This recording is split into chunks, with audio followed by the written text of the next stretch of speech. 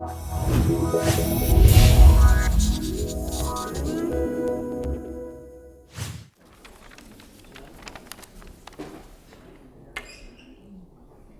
and gentlemen, may I all welcome you here at this inaugural lecture of Professor Douglas Hanahan, appointed as Extraordinary Professor on the Tefaf Oncology Chair in the Faculty of Health, Medicine and Life Sciences. The title of the lecture of Professor Hanahan will be The Daunting Complexity of Cancer.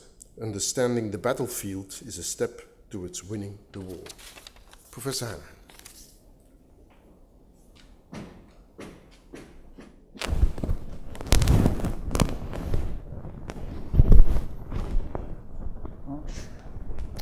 Well, good afternoon. It's really a great honor to be here.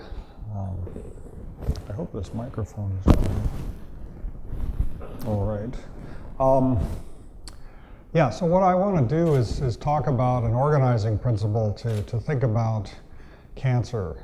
Because over 40 years ago in the United States, a war on cancer was announced, and with the thought that by marshaling our forces we could we could win the war. And 40 years later, it's clear we haven't won the war, although we're winning some battles. And so the question is, why is that? And so I want to give you sort of a perspective on where we are and how we might think about cancer, and if we could understand cancer better, maybe we could think about better ways to treat it.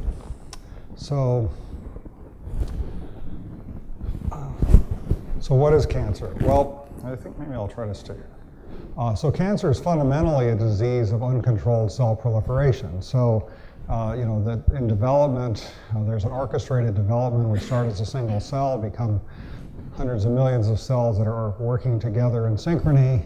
But in cancer, previously well-behaved cells escape and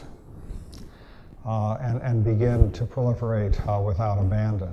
And so this is, and what we see is the progressive development of lesions that the epidemiology and histology of human cancer suggest is a complex process. And so, for example, this is a schematic of breast cancer where the normal cells of the duct, that cells begin to proliferate inappropriately, producing what's called a hyperplasia, where there's aberrantly proliferating cells in the duct.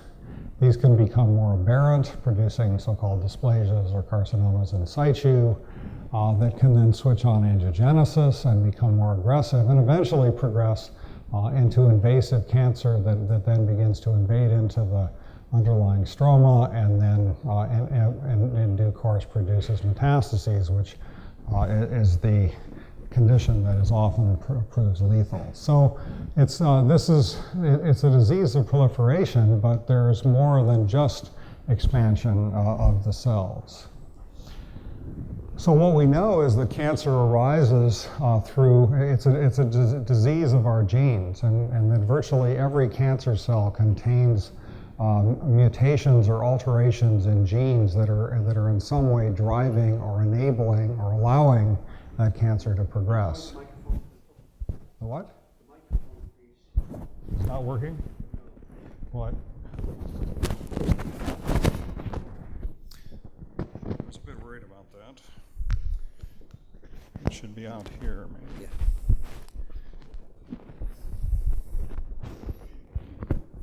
Okay, is that better?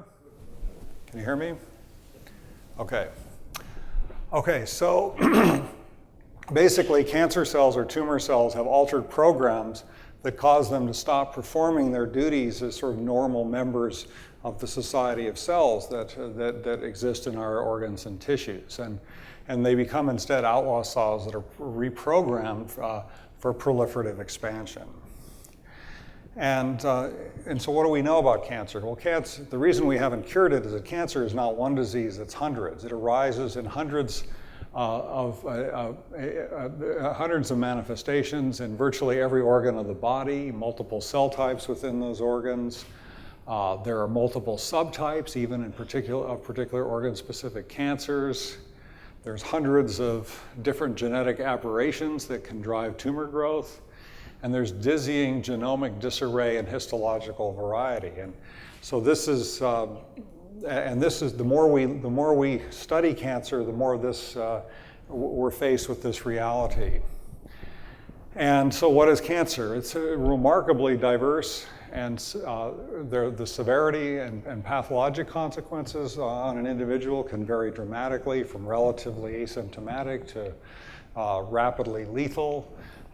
There's unfortunately disconcertingly transitory therapeutic benefits for many forms of human cancer. And so that we've made, as I mentioned, we've won a few battles, but we certainly have not won the war 40 years into it. And so here's an example of melanoma, which is an often deadly form of skin cancer. And so here's a small melanoma.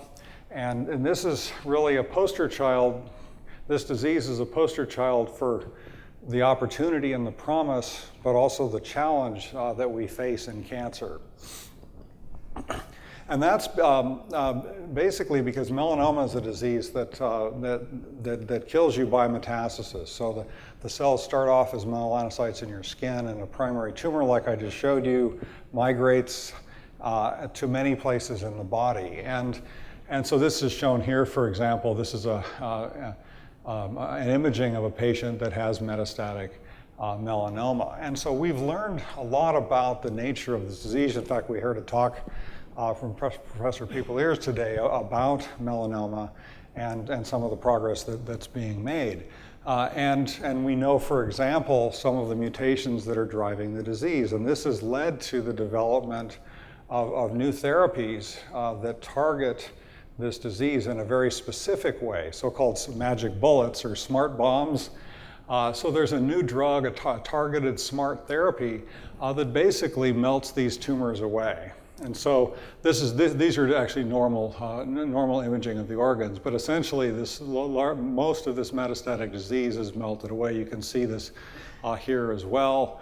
The disease has largely disappeared. And so this is, in terms of fighting a war on cancer, this is what we dream about, is drugs that would melt away metastatic disease. And this is what we hope to accomplish. And so this is really, is a very, very exciting result. And it says that yes, we can identify causes of cancer, and we can target cancers and melt away disease. But this is also the illustration of the challenge we face, that cancer is a disease of aberrant cells that are essentially adaptable, mutable, changeable. They've lost a lot of the checks and balances that normal cells have to maintain their integrity of their genome and the integrity of their behaviors in single cells. And this is really realized here. So in 2 weeks, this metastatic disease largely melts away, but 6 months later, it's back. So this is the promise, and this is the problem, that there is rapid evolutionary adaptive changes that happen that render this therapy inefficacious. And so this really, I think, beautifully illustrates where we are, that we're understanding mechanisms of cancer. We can develop new drugs, but the cancers are rebounding in various forms of adaptive resistance. It's like trying to fight the Viet Cong. They're guerrillas. They adapt, they change, and that's what we're faced with. So basically, cancers develop and become increasingly aggressive in a form of Darwinian evolution, which selects for those cells that are the fittest at this illegal expansion. And so that is really what we're facing. And again, for the lay audience, I mean, most cancers consist of these assemblages of cancer cells that we call tumors. And so that was just one illustration. And the drug that works in melanoma doesn't work in many other cancers, even cancers that may have the same mutation of the same gene that was being targeted. So there's really extraordinary complexity at all levels: genetic, histological, pathological, prognostic, and therapeutic. And so the question is, so this is where it is rather depressing when you think about it, because we know so much and yet we know so little. And so the question can be posed: is there any way to rationalize this complexity? And are there common principles underlying this diversity? And so Bob Weinberg and I developed a hypothesis for rationalizing this complexity of cancer. And then the proposition was that disparate cancers share fundamental qualities, and that this daunting complexity really represents just different solutions to the same problem. And if you're going to become a symptomatic tumor, an outlaw cell that grows and progresses, that you have to solve a series of problems because the organism doesn't want you to do what you're doing. So cancer cells there are multiple barriers and roadblocks, we believe, that are used by the organism to prevent this aberrant behavior. And so successful cancer cells surmount multiple barriers and roadblocks used by the organism to prevent expansive cell proliferation. And so it's like trying to climb a mountain, and you can go up one way or another, and there's different solutions to how you might climb it. And different cancers do it in different ways, but arguably there are similarities to what they need to do to get to a symptomatic disease. And so this hypothesis is represented in this schematic here, which is a little discolored, but it's still clear, I think, and that is the notion that tumors acquire a set of common capabilities that are necessary to manifest themselves as a tumor. And so we posed this in 2000 in a perspective that was published in the journal Cell, and the idea was that tumors acquire these capabilities. And so I'm going to just walk you through what these capabilities are, and just in a simple manner explain why we think, what they are and why we think they might be important. Now, we went on a couple years ago and refined this notion, and there are now, we believe, 8 acquired capabilities that are quasi-distinctive and independent, and so I'm going to walk you through those. So what are the hallmarks of cancer? Well, they're capabilities, functional capabilities that allow tumors to do something active, to do things that normal cells should not, and typically to do them chronically, rather than during the carefully orchestrated processes that happen during normal development, during normal homeostatic situations in the adult. Because again, cancer cells are not inventors. They're not inventing new things. They're simply co-opting natural systems that are used in other orderly processes in development and homeostasis. So the first hallmark is perhaps the most obvious for this. This is a disease of proliferative expansion of aberrantly expanding masses of cells, and so sustaining the signals for proliferative signaling is an evident hallmark. So the analogy is it's like the accelerator on your car. I mean, it's driving cells to go through the cell cycle and divide and proliferate and expand. There are signals that instruct cells to grow and divide chronically. So that is, I think, the first hallmark. The second one is really that there's a series of cellular breaks, of barriers to proliferation that are meant to render proliferative expansion transitory in normal situations. And these are called growth suppressors, and they're both intrinsic growth suppressors and community-wide growth suppressors. But the colors are not so good here. But anyway, so the notion here is, and what we now realize is that these growth suppressors can be removed, and so you basically lose the brakes that normally restrict cell proliferation. So the signals to stop proliferating are disabled. So you've got the accelerator on and the brake is off. Now, the third hallmark is another manifestation of barriers to aberrant behavior, and that is that we now appreciate that cells have an intrinsic ability to undergo various forms of assisted suicide or cell death, and of which the most prominent is a process called apoptosis. But there are varying forms of programmed cell death that normal cells use in various circumstances where it's deemed that they are aberrant and should be eliminated for the benefit of the larger society of cells. And so what we now appreciate is that many cancer cells develop to varying degrees ways to avoid this assisted suicide of abrogating this inborn willingness of cells to die for the benefit of the organism. And so this is another distinctive barrier avoiding programmed cell death. The fourth is another protective mechanism which involves the linear chromosomes and the realization that every time, by the nature of the double helix and the mechanisms that have evolved to replicate the chromosomes, that upon every chromosomal division, that the chromosomes shorten at their ends briefly. It's called the end replication problem. And there are special structures at the ends of these chromosomes called telomeres. I won a Nobel Prize a few years ago. And what we appreciate now is that the telomere shortening is a counting mechanism that defines how many times a cell should be able to divide. And when the telomeres get too short, the cells are prevented from dividing.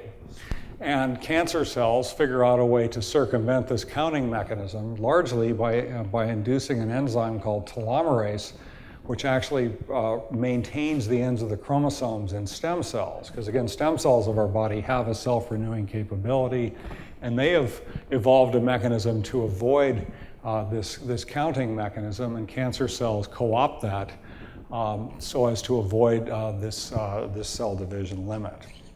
So again, these are distinctive ways in which cancer cells are the three different kinds of barriers to chronic proliferation that cancer cells use. The fifth hallmark, it takes us outside of the cancer cell into the realization that as a nest of cells begins to grow and divide, it requires access to oxygen and glucose and other nutrients, and also ways to evacuate waste. And it's now appreciated that during the development, most solid tumors turn on angiogenesis, or the growth of new blood vessels. And that this is necessary, at least during early stage development, to feed and nurture the growing mass of cancer cells. And here's just, for example, this is a tumor here, and this is an aberrant vasculature which has been induced to supply this tumor. This is, for example, bits of normal vasculature up here. So this is just a graphic representation of tumor angiogenesis. The sixth hallmark is perhaps the least intuitive. The ones I just described, they're sort of intuitive of why cancer cells would want to adapt them or acquire them. The sixth hallmark, but is really undeniable, is the notion of activating the capability for invading local tissue and metastasizing to different organs. And again, tissue invasion and cell migration around the body are part of normal development. But again, they're transitory, they're turned on and off in very regulated manners. But in cancers, they can get turned on and persist. And so the notion here is that you end up with gorilla cells that grow by migrating and invading into normal organs, locally and throughout the body. And again, this may be a way, again, to live off fertile land and other locations that, again, in terms of this evolution, that obviously this capability provides another way for outlaw cells to expand. Now, the seventh hallmark has just really come into focus in the last decade. Again, heard a great talk today from Peter Commerly on one aspect of that, and that's the notion of deregulating cellular energetics and reprogramming metabolism. Because again, most cells in the body are not proliferating, they're doing their day jobs, whatever those might be, and they have different metabolic needs for energy than rapidly dividing cells. And so we now appreciate that cancer cells turn on alternative energy sources. So you could think of them as hybrid engines where they can tap fuel, varying kinds of fuel to support their cell growth, because both in terms of biomaterials and energy, these rapidly proliferating cells have much different needs than a normal quiescent cell that's part of a society of cells in some tissue. So this, again, provides both cellular building blocks and energy to produce new cancer cells. And this has spawned a whole field of understanding the energetics and metabolism of cancer cells. And again, as we look deeper and deeper, it seems that most tumors have aberrant metabolism and cellular energetics associated with them. And so it seems this is, again, a generic capability. And the eighth hallmark is avoiding destruction by the immune system. And it's long perplexed the field that the immune system is inefficacious at identifying and seeking out tumors. And there have been theories for 50 years about immune surveillance and the notion that the immune system was actually eliminating nascent tumors in some conditions. And it's become clear now that as our knowledge about the immunoregulation has matured and we have better and better tools, that in fact the immune system does, in many cases, seek to eradicate tumors, but the tumors erect a variety of barriers to prevent that. And now there's a whole really ripe field of understanding the diverse barriers that tumors use to keep the adaptive immune system at bay and prevent their eradication. So we think now this happens at different stages in different tumors, but it's basically there's a lot of evidence now that the immune system does recognize the problem, but it's basically pacified or blocked in varying ways from actually productively killing tumors. And so now a really exciting domain in cancer therapy now is really that we have tools to begin manipulating the immune system to break down those barriers and produce immune attack against tumors. So those then are arguably all are distinctive capabilities, and that we think that many of them, or most of them, are operative in most forms of cancer. And that's why we call them the hallmarks of cancer. So that's then the hypothesis that these 8 hallmarks are sufficient to generate a lethal cancer. Now, the related question is, how are these hallmarks acquired? So how does an aberrant cell acquire all these different capabilities? And we've dubbed these as enabling characteristics, again, which distinguish cancer cells from normal cells and really facilitate this process. And the one that's been evident for 40 years is genome instability and mutation. And it's clear that virtually every cancer cell has aberrations in its genome, which can be range from very subtle mutations and alterations in genes to vast mutational disruption and chromosomal rearrangements. But it's evident now that cancer cells lose a lot of the normal machinery, or they're impaired in the normal machinery that maintains integrity of the human genome, and that then provides a platform for creating genetic diversity. And when some genetic change serves to help the progression of the cancer, it becomes selected again in a Darwinian fashion. So we think that basically the failure of crucial teams of proteins that protect the DNA of the genome from being corrupted, rearranged, and damaged produces or results in the creation of mutations that can convey on cancer cells hallmark capabilities. And so this is an undeniable property of virtually all forms of human cancer. The second one that's come up in the last decade and we now really appreciate is another interesting and important way is that of tumor-promoting inflammation. Well, I just mentioned that we think that the adaptive immune system that recognizes antigens and brings in cytotoxic T cells is one half of the immune system, but it was now become apparent is not only is the immune system ineffective in some cases, it's actually worse than that there's now abundant evidence that the immune system can actually help tumors and can facilitate the acquisition of hallmark capabilities. And why is that? Well, the innate immune system is involved in, for example, wound healing. And actually Hal Dvorak, a Harvard pathologist, had made the insightful point decades ago that tumors are wounds that don't heal. And what we now appreciate is that immune cells that normally participate in wound healing inadvertently help cancer cells acquire hallmark capabilities and become more aggressive. Because we now appreciate that these cells can, in the course of true wound healing, they induce cell proliferation, they provide survival factors against cell death, they induce angiogenesis, they facilitate invasion as part of wound healing.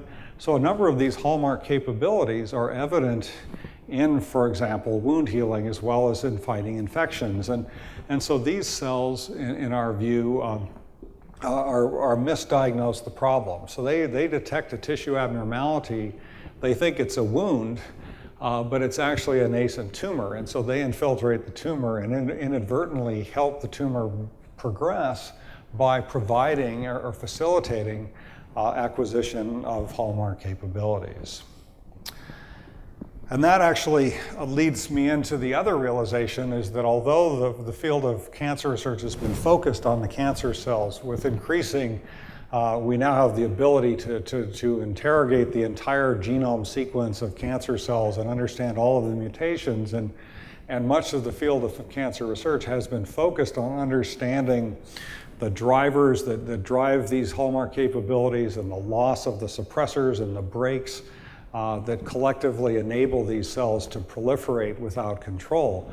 But it's also now clear that although the cancer cells, with all of their mutations, are important, that tumors are not just bags of cancer cells, but actually they're outlaw organs, and that the cancer cells, as part of their development, attract and corrupt normal cells of the body to facilitate their proliferative expansion.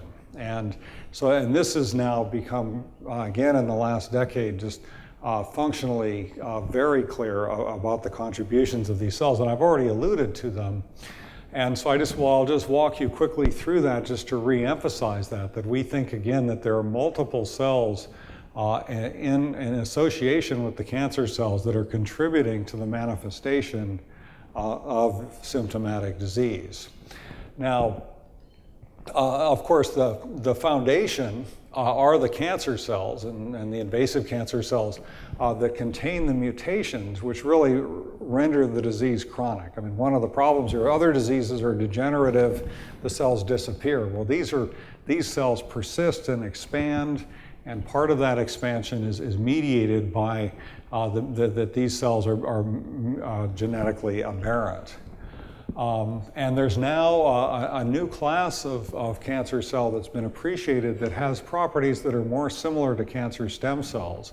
And they've been variously called cancer stem cells. They proliferate more slowly, but they appear to be one of the foundations of resistance to disease. They proliferate more slowly, they're just much like tissue stem cells.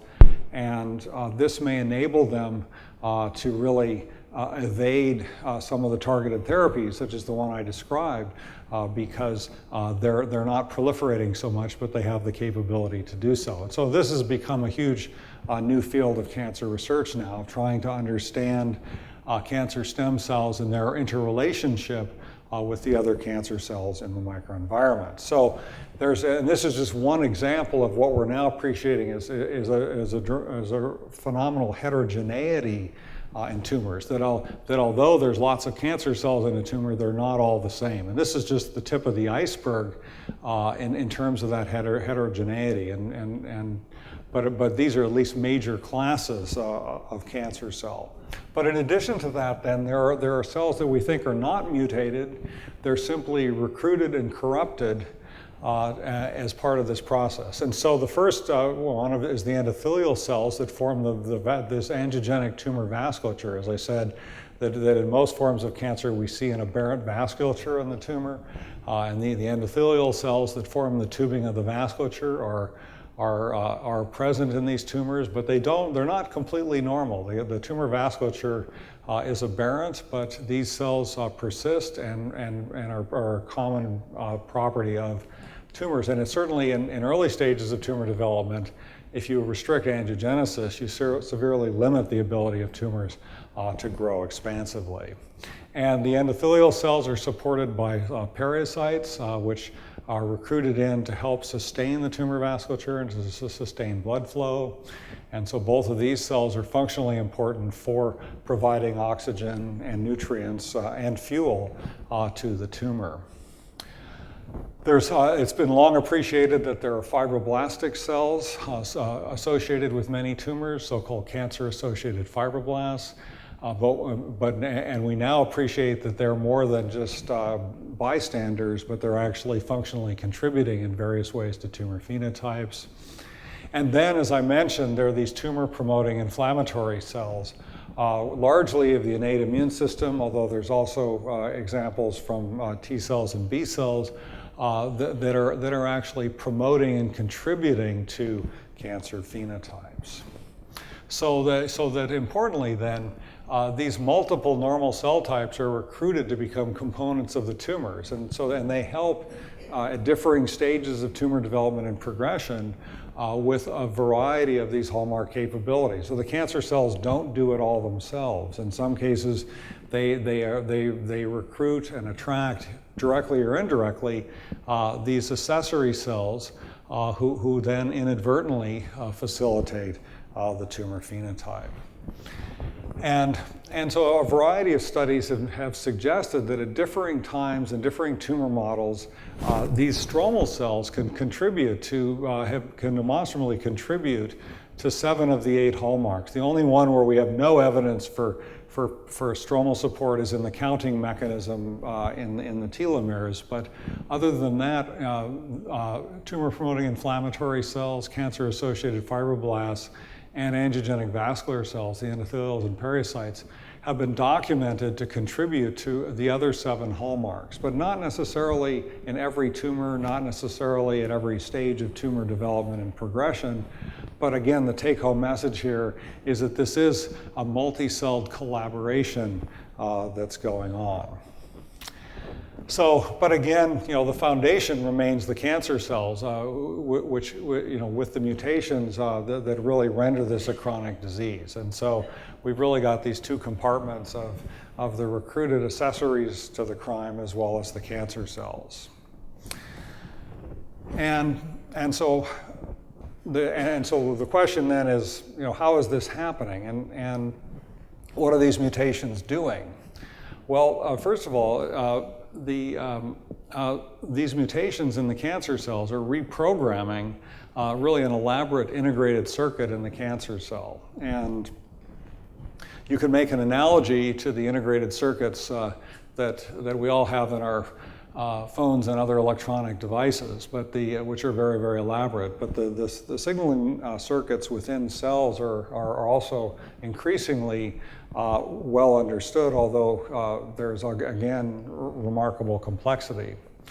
But we believe then that cancer involves reprogramming of this integrated signaling circuit in the cancer cell, and that there are different programs within cells that control viability, that control mobility, that control proliferation, that control survival, resistance to cell death.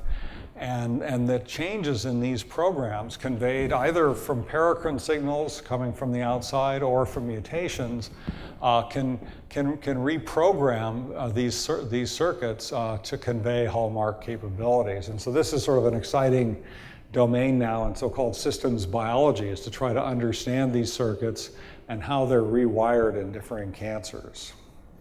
But in addition, there's the broader network of cells in the tumor microenvironment. And so all of these differing cells, the cancer cells, the tumor-promoting inflammatory cells, the endothelial cells and periocytes, and the cancer-associated fibroblasts, as part of their collaboration as an outlaw organ, are communicating with each other. And there's a variety of signals that are transmitted back and forth between these different cell types. And these are just illustrated here are a few of the signals, but there's a vast number of signals that are being transmitted within the tumor microenvironment that contribute to the manifestation of these tumors and of these hallmark capabilities.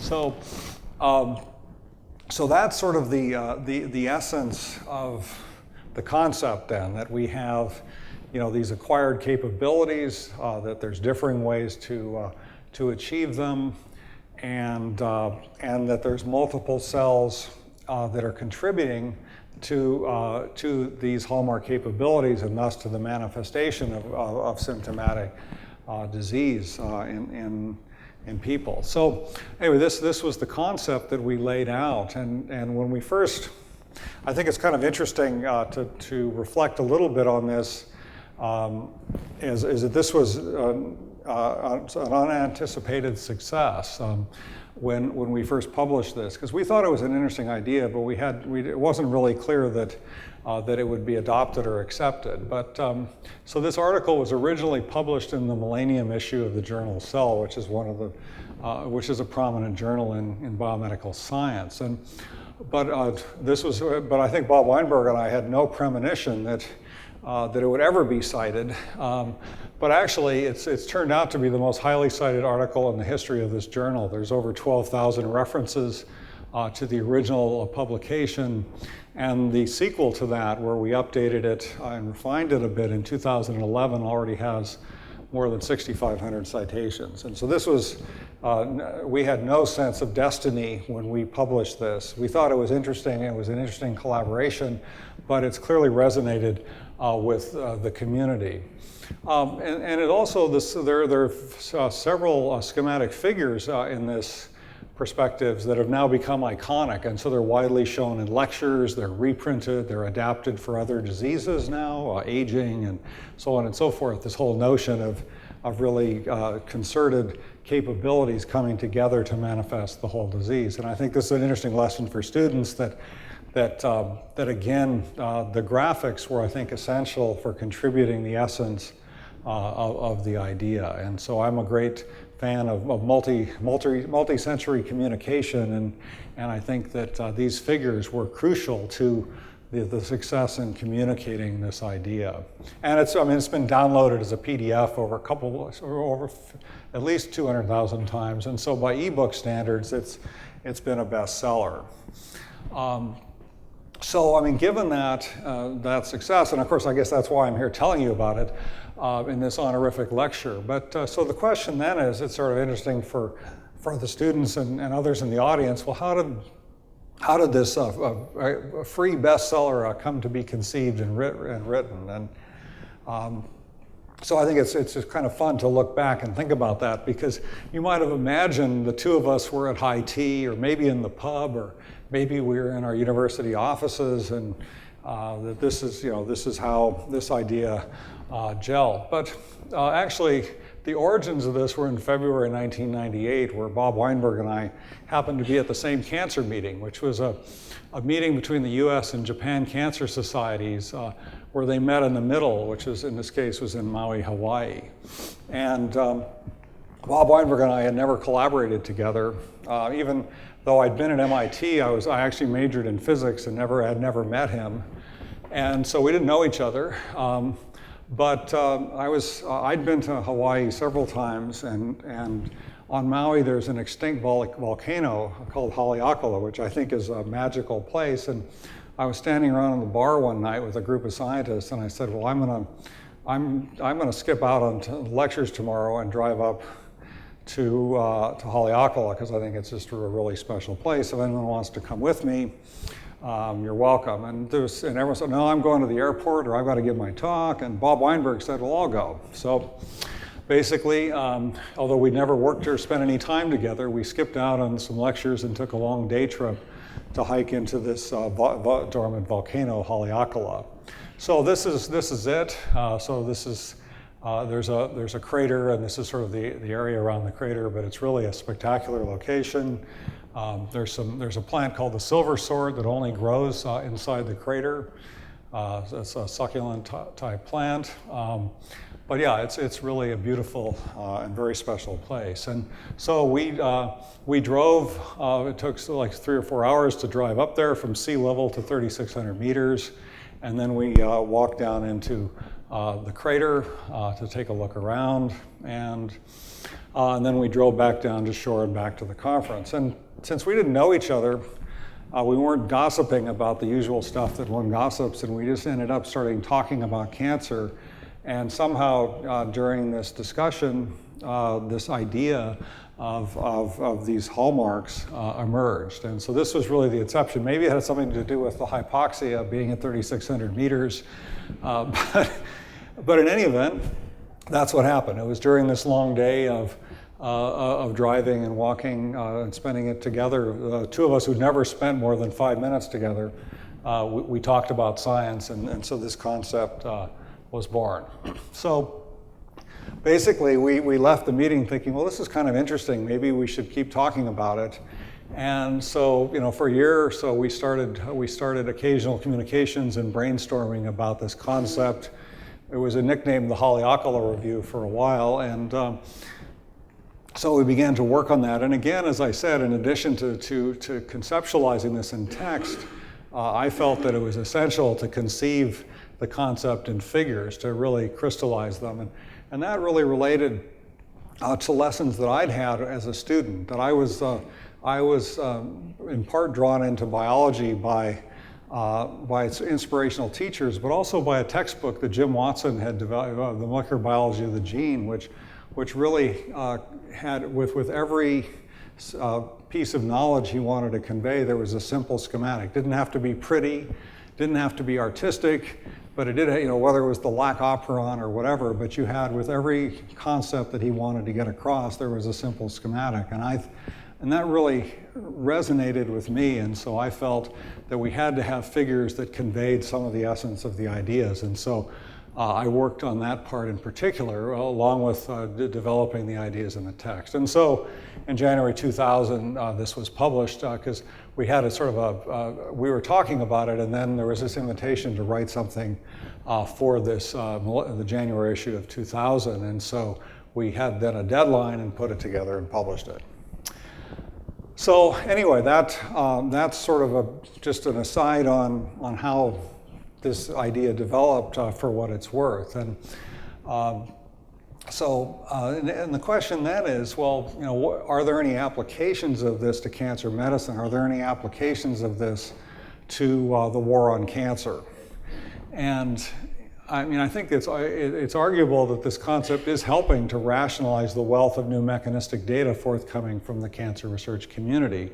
But the question is whether it's applicable to the goal of effectively treating human cancer. And I think the jury for that is still out, but it's one that we've been talking about today during the master class, and one that I'm personally interested in exploring, because it turns out that actually there are targeted therapies that are directed at each of the 8 hallmarks, and actually both of the enabling characteristics of genome instability mutation and tumor-promoting inflammation. So of this now wheel of 10 hallmarks and characteristics, we have drugs, we have an armamentarium of drugs that target all of them. And so the question is, will the realization that, because some of these drugs were developed for different reasons, but the realization that they're targeting quasi-independent capabilities, does that help us in any way think about ways to treat human cancer?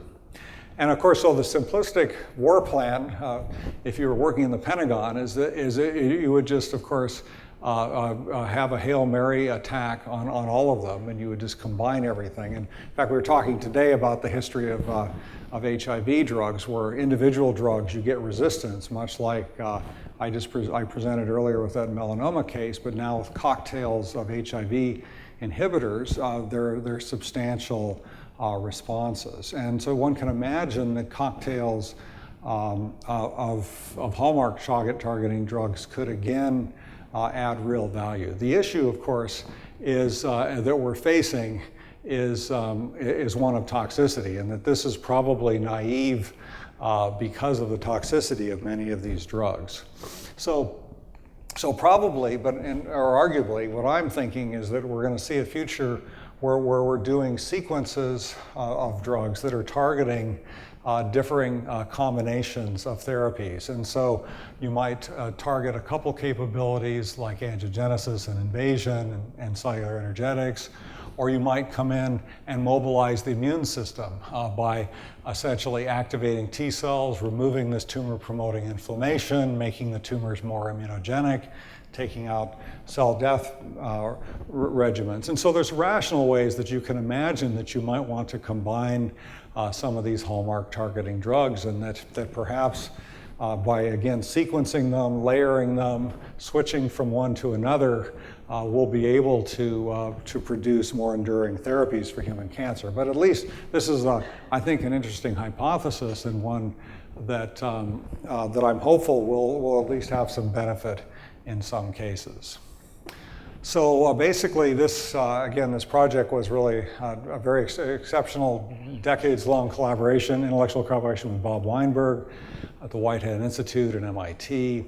And actually there was a now almost extinct species of graphic artists. Everyone does PowerPoints and whatever, but Terry Shoup was a graphic artist who took my crude sketches and PowerPoints and made them into iconic figures.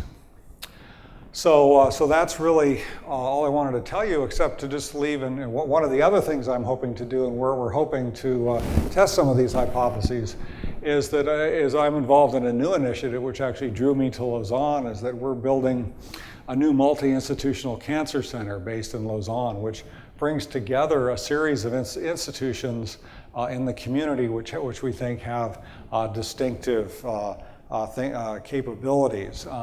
And this includes the University Hospital of the University of Lausanne, where there's a new department of oncology chaired by George Koukos, who's a really terrific physician scientist. We have EPFL, which is my institution, where we have a cancer research institute, bioengineering and chemistry. We're developing a new immunoengineering program, have advanced imaging. And the University of Lausanne has a biomedical research campus with immunobiology and cancer. There's a branch of the Ludwig Institute, which has actually been in Lausanne for many years, but is about to go through essentially a renaissance and refocusing on immunotherapy and immunoengineering. And we've got a powerhouse of bioinformatics, the Swiss Institute for Bioinformatics. And the nucleus of this multi-institutional venture is going to be a new translational cancer research building, which has been dubbed the Agora Building.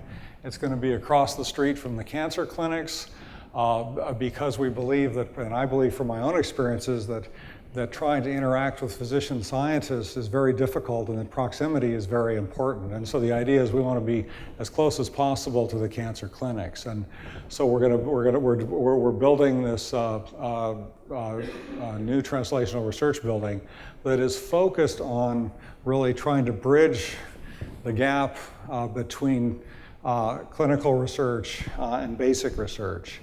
And so what we're doing is we're going to create thematic interdisciplinary programs focused on mechanisms and therapeutic targeting of cancer hallmarks. And that are going to, the idea is to bring together in particular neighborhoods of this building, half floors, clinician scientists, immuno and bioengineers, chemists, biologists, radiobiologists, and bioinformaticians, all of whom are interested in a common problem, be that immunotherapy or metastasis or angiogenesis, so that they will bring complementary expertise and common interests that we believe could help expedite the testing of new therapeutic combinations that could be taken into the clinic. And so that's, and so again, we're going to try to test some of the hypotheses that I raised. And so I'll stop there and thank you.